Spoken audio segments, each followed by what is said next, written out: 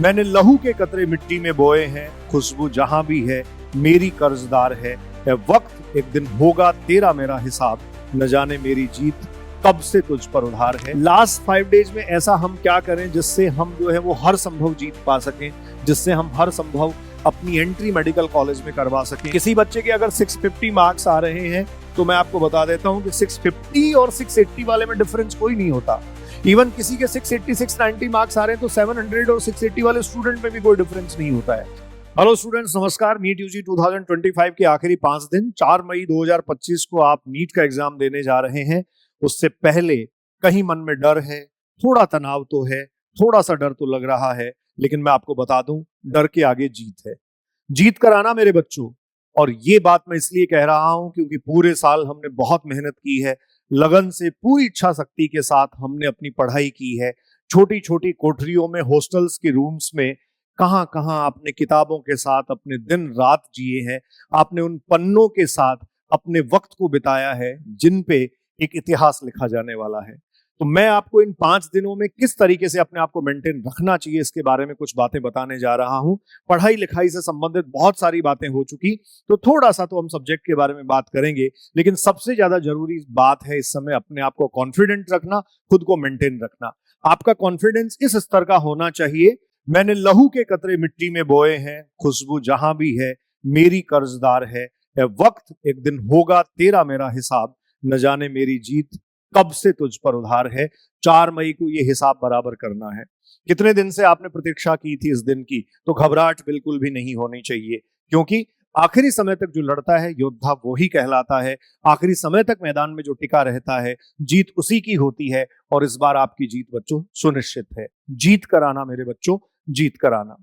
PW के classroom से आप गवर्नमेंट मेडिकल कॉलेज में जा रहे हैं। जीएमसी में जब आप एंट्री करेंगे तो भविष्य का सुनहरा आधार आप गढ़ेंगे।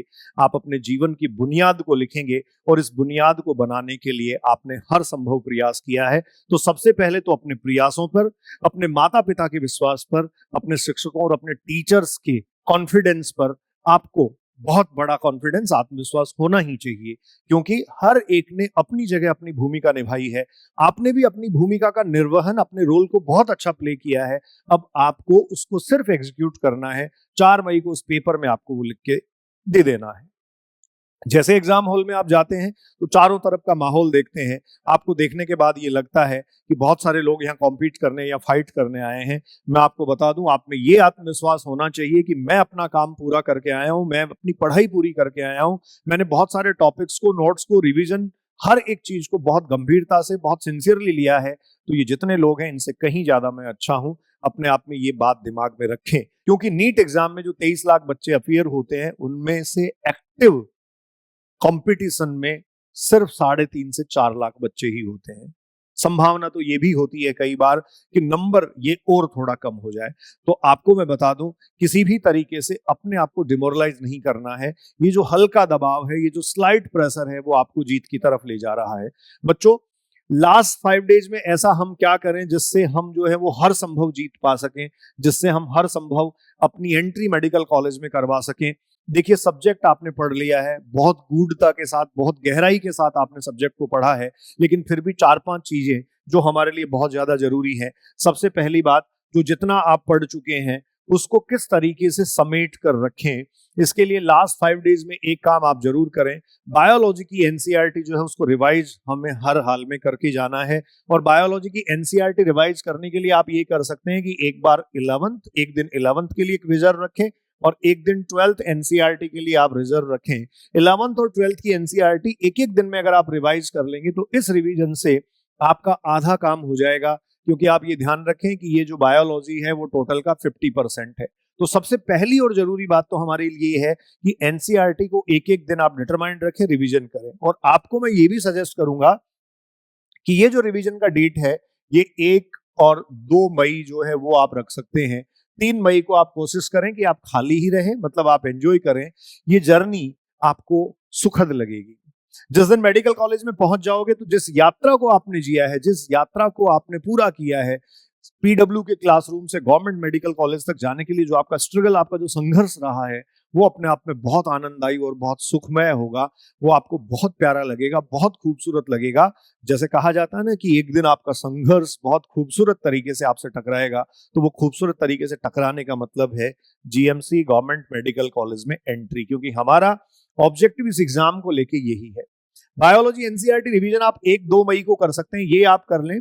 इससे पहले अभी क्या करें आप, 29 आज है, कोई मॉक पेपर आप लिख रहे होंगे, और अगर किसी टेस्ट सीरीज का पेपर हो सकता है आप आज नहीं दे रहे होंगे या आपने तो पूरे कर भी लिए हैं, तो इनके जो फॉर्मूलाज हैं फिजिक्स के और जो कुछ ट्रिक्स हैं, उनको एक बार ब्रीफ नोट्स आपने जो बना रखे हैं उनके थ्रू रिवाइज कर लें, उनके थ्रू आप देख लें। तो मुझे लगता है कि एक दिन जो है वो पूरा इसको भी दिया जा सकता है, एक दिन इस पे भी काम किया जा सकता है। 29 को कर सकते हैं, 30 को कर सकते हैं। इसके अलावा जो केमिस्ट्री है आपकी, इस केमिस्ट्री में शॉर्ट नोट्स, क्योंकि आपको पता है ऑर्गेनिक केमिस्ट्री, फिजिकल केमिस्ट्री और इनऑर्गेनिक केमिस्ट्री, ये जो तीनों पोर्शंस आपके होते हैं, इन पोर्शंस में से कुछ क्वेश्चंस आपके ऐसे आते हैं जो सेट पैटर्न के होते हैं, कुछ रिएक्शंस होती हैं, कुछ डेरिवेशंस होती हैं। एक और जरूरी बात मैं बच्चों आपको बताता चलूं, फिजिक्स और केमिस्ट्री में जो कुछ थ्योरी का पोर्शन होता है, उस थ्योरी के पोर्शन से कुछ सवाल पूछे जाते हैं। तो ऐसे सवालों पे नया एक्सपेरिमेंट नहीं करें, लेकिन जो सवाल पहले से आपने निकाल रखे हैं, पढ़ रखे हैं, मतलब थ्योरेटिकल जो क्वेश्चंस हैं, उन क्वेश्चंस को सिर्फ पीवाईक्यू की मैं बात कर रहा हूं, अगर आपने कर भी रखे हैं तो एक बार थोड़ा सा आप उसको जल्दी जल्दी रिवाइज कर लें। क्योंकि बहुत बार हमारे साथ ऐसा होता है कि पेपर जब हम शुरू करते हैं तो इस पेपर में जो नंबर ऑफ क्वेश्चंस हैं, पॉसिबली बहुत सारे क्वेश्चंस आपको आते हैं या सारे क्वेश्चंस आपको आते हैं, लेकिन उनमें से कुछ एक क्वेश्चंस ऐसे हो सकते हैं जो आपका कहीं ना कहीं देखा हुआ है या आपने क्वेश्चन को देखा है। तो उससे आपको फायदा क्या होगा, वो जो देखा हुआ क्वेश्चन है उसको आप अटेम्प्ट करने के लिए अपने आप को कॉन्फिडेंट फील करेंगे। तो वो जो थ्योरेटिकल क्वेश्चंस है उनको थोड़ा सा जो है वो आप एक बार एनालाइज करके जाएं। तो बायोलॉजी, फिजिक्स और केमिस्ट्री में इस तरीके से अपनी स्ट्रेटेजी को आप मेंटेन कर सकते हैं, बहुत ज्यादा लोड नहीं लेना है। अब एग्जाम हॉल में जब हम एंटर कर जाते हैं, अगली बात यहां से शुरू होती है कि क्वेश्चन पेपर हमें मिल गया, एग्जाम हॉल में बच्चों हम एंटर कर गए, यहां जाने के बाद शुरू होता है थोड़ा सा एंजाइटी वाला दौर। आपको एंजाइटी होनी नहीं चाहिए। किस बात की एंजाइटी है भाई? मैं बहुत कुछ करके आया हूँ, बहुत कुछ पढ़ के आया हूँ, पूरे साल इतने सारे लोगों ने मेरे साथ लग के मेहनत की है, तो मेरे साथ जिन लोगों ने काम किया है उन सबकी दुआएं, उन सबका आशीर्वाद, उन सबका प्यार मेरे साथ है, उन सबका कॉन्फिडेंस मेरे साथ है। एग्जाम हॉल में जैसे ही आपको पेपर मिलता है, पॉसिबिलिटी ये है क्वेश्चन नंबर 1, 2, 3, 4, 5 जो भी क्वेश्चंस आपके सामने आ रहे हैं उनमें से हो सकता है शुरू के कुछ क्वेश्चंस डिफिकल्ट आ जाएं। जब शुरू के कुछ क्वेश्चंस डिफिकल्ट आते हैं या इनमें डिफिकल्टी होती है, तो हमारे साथ दिक्कत ये होती है कि हम जो है वो थोड़ा सा अपने आप को असहज महसूस करते हैं। स्वाभाविक है, लेकिन दिमाग में ये बात क्लियर रखिए कि इन सबको भी वही पेपर मिला है। जो शुरू में मेरे पास डिफिकल्ट क्वेश्चंस हैं, वो डिफिकल्ट क्वेश्चंस जो हैं इनके पास भी कहीं ना कहीं होंगे। आपके पेपर का कोड कुछ और हो सकता है, आपके एग्जाम हॉल में बैठे हुए दूसरे स्टूडेंट का पेपर कोड कुछ और हो सकता है। तो ये डिफिकल्टी से आप नहीं डरें। ओवरऑल डिफिकल्टी का जो लेवल है, डिफिकल्टी का बच्चों जो लेवल है, वो लेवल आप ध्यान रखें सबके लिए एक जैसा है। क्वेश्चन पेपर की डिफिकल्टी के लेवल में किसी भी तरीके का कोई परिवर्तन नहीं है। आपकी मेहनत जो है वो आपको वहां तक पहुंचा रही है, तो आप किसी भी कठिनाई से और कठिनता से नहीं डरें। जीत कर आना ही है बच्चों, और जीत कर आने का मतलब ये होता है कि जिस दिन एग्जाम में आप बैठे, जिस दिन एग्जाम में आप गए, आपने अपने पूरे मनोयोग के साथ जो तैयारी की थी उसको वहां उतारा, उसको वहां लिखा, और उसके बाद आप जो है वो अपनी एक आत्म संतुष्टि के साथ वापस लौटे कि नहीं, मैंने पूरे साल जो काम किया था उसको मैं एग्जीक्यूट कर पाया। क्योंकि बड़ी दिक्कत क्या होती है, कई बार कुछ ऐसी गलतियां हम करते हैं, ऐसी छोटी छोटी मिस्टेक्स हम करते हैं जो नहीं करनी चाहिए थी। ये बहुत सारे बच्चों के साथ होता है कि सामान्य तौर पर या आम तौर पर वो क्वेश्चंस जिनको सब सही करते हैं या एक एवरेज स्टूडेंट भी सही करता है, बहुत बार बहुत अच्छे अच्छे स्टूडेंट्स जो हैं वो भी उसको गलत कर जाते हैं। ठीक है, तो वो गलती हमारे से कब होती है? वो गलती तभी होती है जब कहीं ना कहीं कोई ना कोई पार्शियल प्रेशर जो है वो हमारे पे होता है। एक और बात आप ध्यान रखिए, इस क्वेश्चन पेपर में कुछ क्वेश्चंस जो आते हैं उनमें पूछा जाता है स्टेटमेंट नॉट करेक्ट, या फिर उनमें पूछा जाता है स्टेटमेंट राइट और रॉन्ग। बहुत सारे स्टेटमेंट्स लिखे होते हैं, तो ये जो इस तरीके की करेक्ट, नॉट करेक्ट, इस तरीके के जो रेफरेंसेज बच्चों वहां लिखे हों उनको आप अंडरलाइन कर लें, उनको आप सर्कल कर लें, और उसके बाद क्वेश्चन के स्टेटमेंट को पढ़ें, जिससे ओमार से टिक करते टाइम आपसे ये गलती बिल्कुल भी नहीं होगी। इस गलती से बचने का सबसे अच्छा तरीका यही है कि क्वेश्चन की लैंग्वेज जब पढ़ें तब आप ये देखें कि करेक्ट पूछ रहा है कि नॉट करेक्ट पूछ रहा है। बहुत बार हम ऐसा करते हैं, करेक्ट पूछ रहा होता है, हम इनकरेक्ट स्टेटमेंट का रेफरेंस या नंबर जो है वो ऑप्शन में टिक कर देते हैं, तो हमारे से ये गलती होती है। ये गलती हमें बिल्कुल भी नहीं करनी है, क्योंकि इक्का दुक्का सवाल आपका जो है वो इसके कारण भी गलत हो सकता है। इसके बाद अगली काम की बात और आखिरी बात मैं आपको बताऊं, किसी बच्चे के अगर 650 मार्क्स आ रहे हैं तो मैं आपको बता देता हूं कि 650 और 680 वाले में डिफरेंस कोई नहीं होता।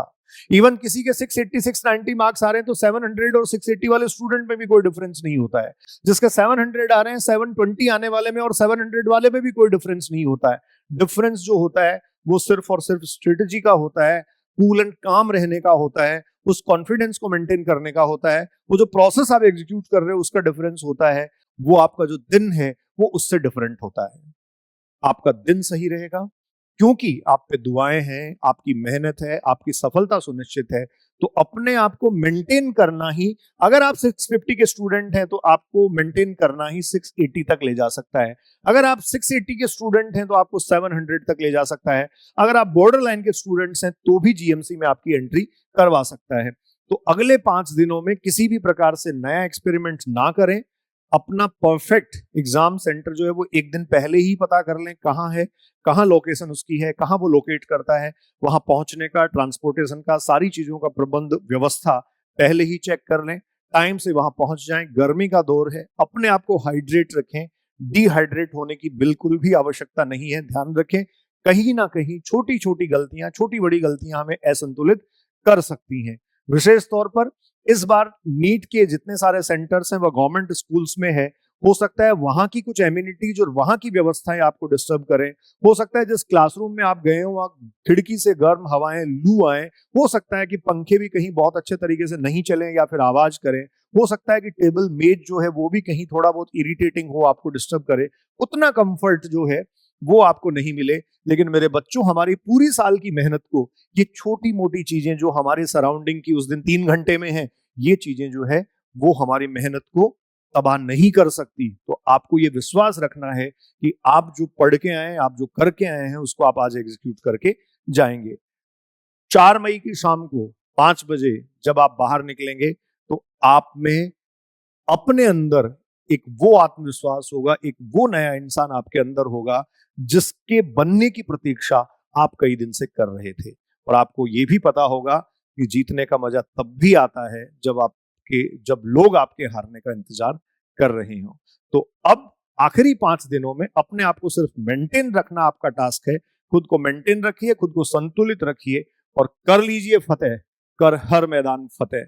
मैं एम बलडोरिया, सीकर विद्यापीठ राजस्थान से आपसे मुखातिब हो रहा था। बहुत बहुत धन्यवाद। नमस्कार। आप सभी को नीट यूजी 2025 के लिए हार्दिक शुभकामनाएं, खूब खूब आशीर्वाद, बहुत सारा प्यार। जीत कर आना मेरे बच्चों, जीत कर आना।